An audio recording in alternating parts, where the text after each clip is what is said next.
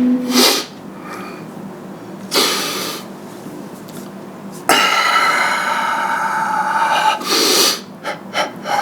morning to you all. I am here, and we are going to go over what I've been doing for the last 8 months on my vacation from doing these. All right. Firstly, I wanted to say this. You know, when you're younger, you go to the movies and you go see this wild movie, great movie, action-packed, people all alive and everything. And the movie's over, and you're kind of whipped up into the state of aliveness sometimes, aliveness really in a certain sense is what it feels like. And then you step out of the theater, you go out into the street, and you're like, oh, here I am, man, back in boring old life. You know, my old boring life compared to the movie I just saw. My boring old life is here, and now I got to go do my boring old things. You know, unless you were, really activated, which I wasn't. Well, most of us aren't really. But as we get into this stuff I'm discussing with you right now, we realize that life is more lively than movies. Isn't that exciting? To think that life itself is every bit and more so lively and full of adventure.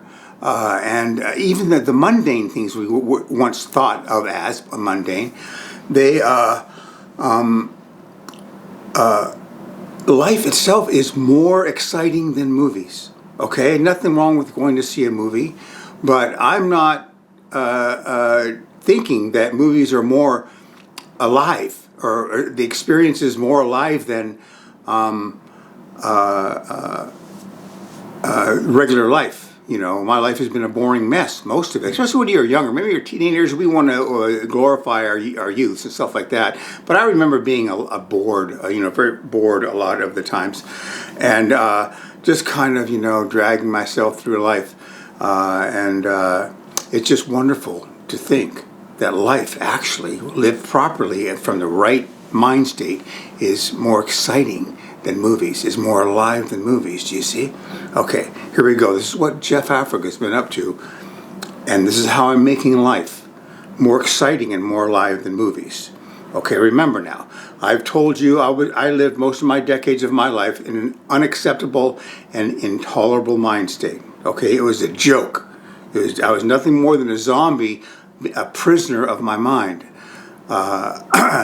and wading through life in that with no life in it, no love in it, no nothing in it.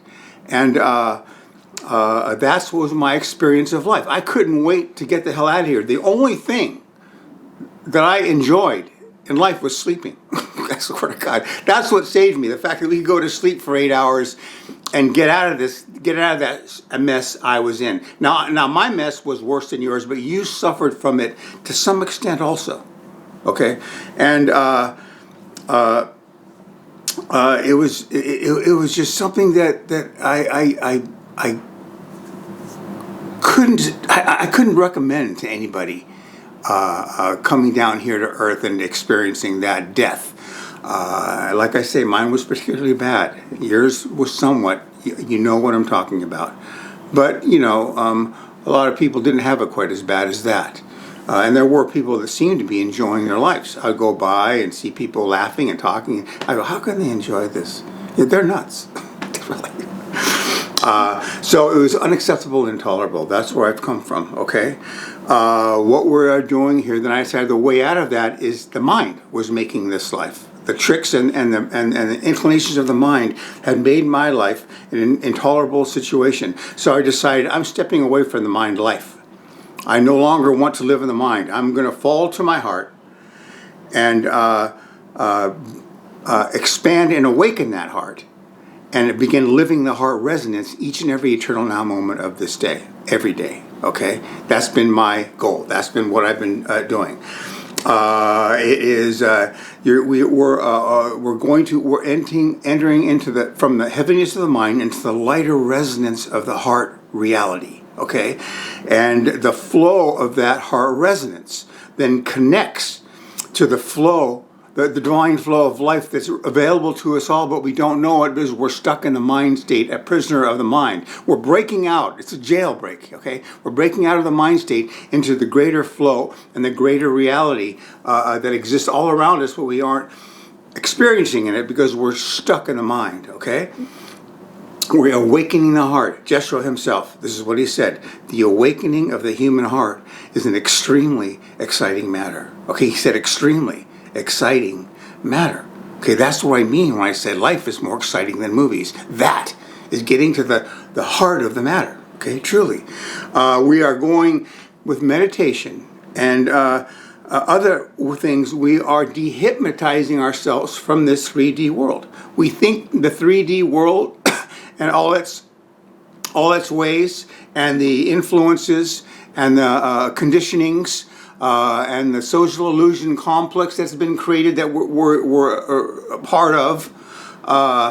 We are dehypnotizing ourselves from that mess, okay, as we go inward and focus around the heart, okay? That is our priority. That is the things that we are engaged in. We're dehypnotizing ourselves. We're all hypnotized to this three-dimensional reality. Okay, we're hypnotized to it. We think it's the only thing going on, when it's really just a small part of what's really going on. And we need to learn how to see through this three-dimensional reality into the greater reality that exists beyond this time frame we're stuck in right now. So we're awakening the heart, and you do that by awakening the heart. We are lighting up. We are stepping toward the light within us. And the stillness and the silence that exist.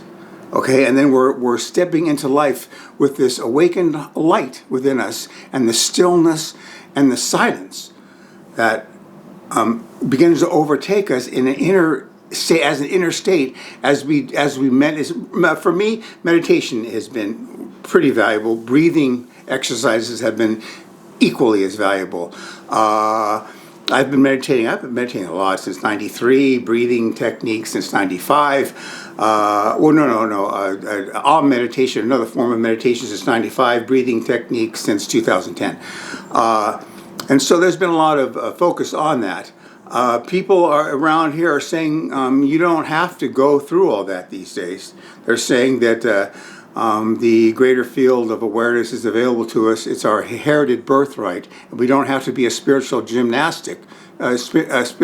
spiritual gymnast to get there. Okay, so there's that thought, and there is something, maybe something to it. You decide for yourselves. Like I say, this is my own fashion. I fashion this program as my personal way of getting to the love-based unity consciousness, the greater field of awareness that's around us, and out of the small mind, small sense of ego, small separated self. You got that?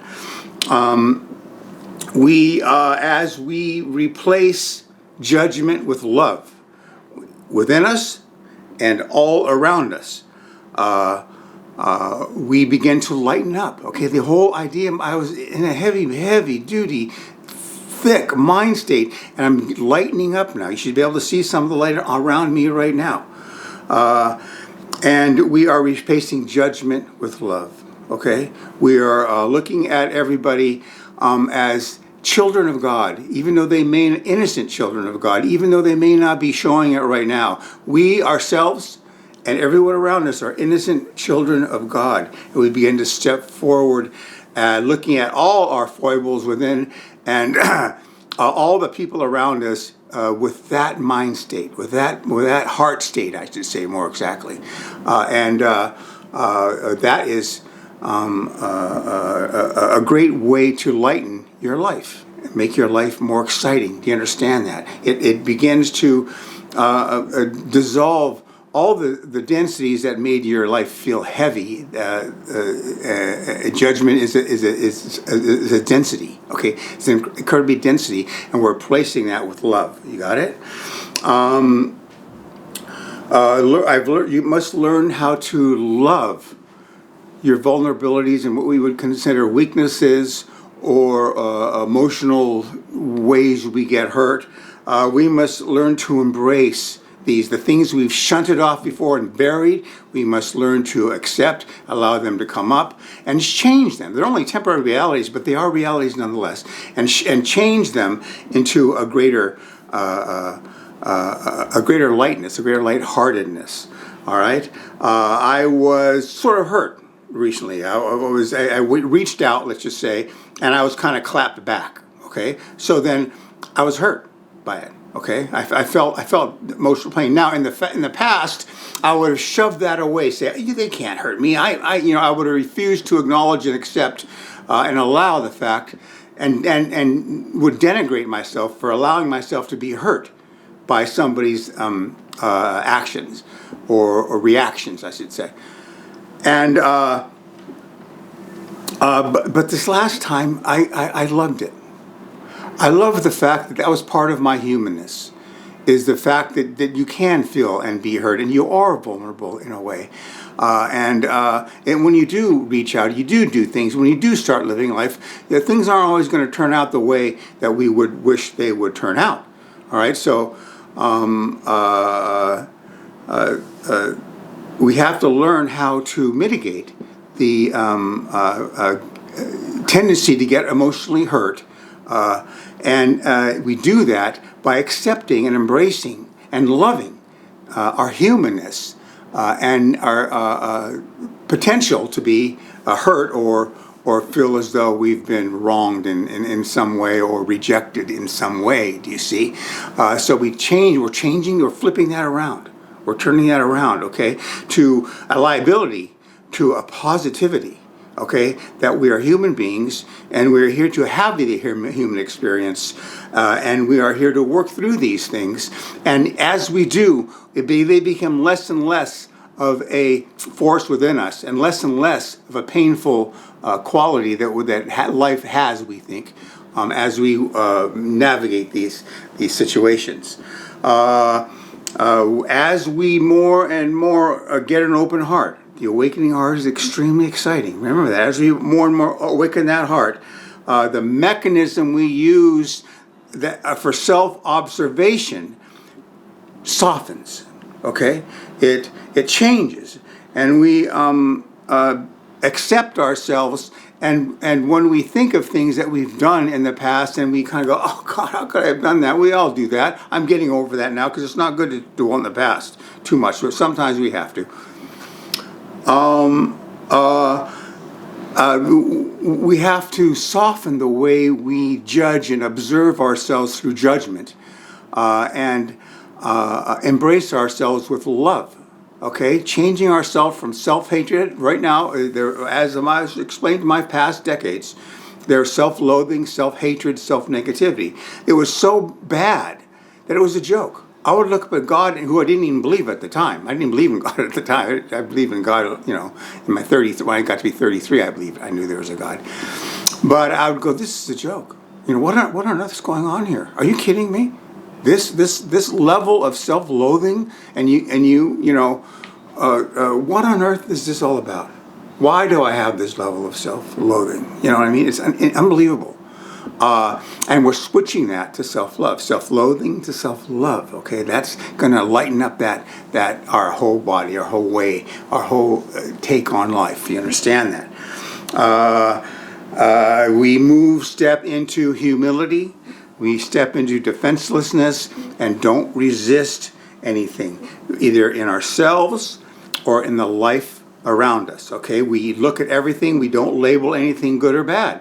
We just look at it as something that's happening and how we want to not react to it, how we want to respond to it. There's a hummingbird out there right now. I got a hummingbird feeder. I explained it last time. I'm falling in love with the hummingbirds. And I'm just bringing something that I love now into my life. And dogs and pets and animals can do that for you. Nature can do that for you too. This little side note, he's sipping right now. It's a hot day right now. But we, humility, defenseless, and we do not resist life anymore. We do not label things that come with us as good or bad. We just observe them and decide how we're going to respond to them. They're no longer dire anymore. They're just, we can make fun of, not fun of it, we can have humorous make a joke or I take it humorously. I take a lot of things humorously now as a matter of a joke that I used to be dire about. You know what I mean? And that's not a place we want to stay. Okay, we want to move up from that. Refuse to defend ourselves. People want to say and believe things about them. Go ahead, be my guest. Humility is an extremely powerful place to be. The energy of humility. I'm not talking about being in your mind saying, I'm a humble person. Not that. Humility exists. Real humility exists in the heart. Almost a body of humility. And when you tap into that humility, it's an extremely powerful thing because you're not afraid anymore. You're not afraid you can be teetered or tobbled anymore.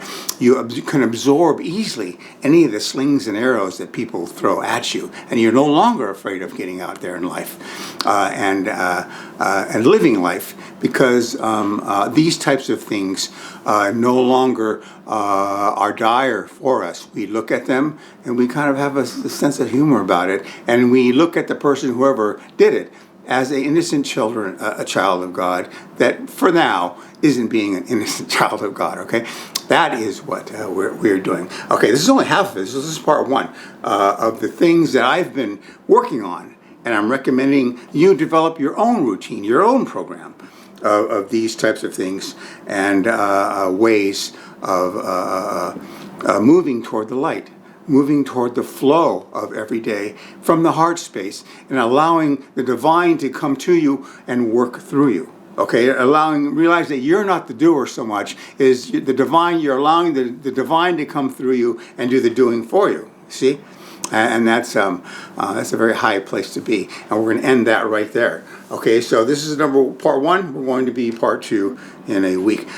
My name is Jeff Africa, citizen of Earth, loyal patriot of the United States of America, and I stand unafraid. I stand unafraid no matter what's coming, no matter what's happening. I stand unafraid. That's important for us all to stand unafraid.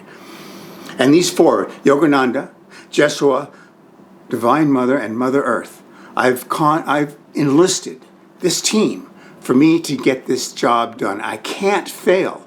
I cannot fail with their help. You are going to need a little grace here to get this heart wide open, because believe me, I've been at it now for a couple of years, and it's been getting better and better and better and better, but it's not an easy thing to do at the same time, although we don't really think of it as work. We think of it as play. Okay, it's play to get these things done. So I cannot fail with these four.